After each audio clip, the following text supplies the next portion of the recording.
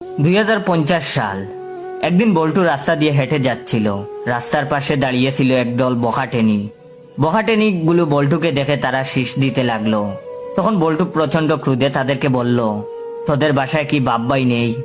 তখন বখাটে মেয়েগুলো হেসে হেসে বলল, বাসায় বাপ্পাই থাকলেও তো তোর মতো এমন মাল নেই, আজ তোর সব কেড়ে নেব। এই বলে গুন্ডির দলটি বল্টুর উপর ঝাঁপিয়ে পড়ল।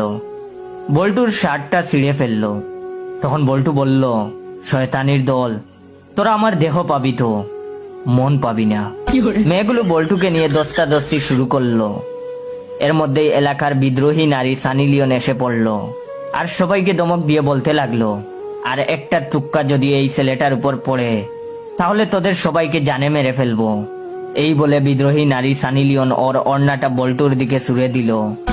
বল্টু ওড়নাটা দিয়ে নিজের শরীর ঢেকে ফেললো আর সানি লিওন তাদেরকে মারতে শুরু করলো। টিসুম টিসুম টিসুম। অবশেষে সানি লিওন সবাইকে মেরে বল্টুর কাছে এসে বলল, তোমার কিছু হয়নি তো? তখন বল্টু নিচু গলায় বলল, আপনি এখানে যথা সময়ে না আসলে আমার কি যে সর্বনাশ হতো। No, no, no, no.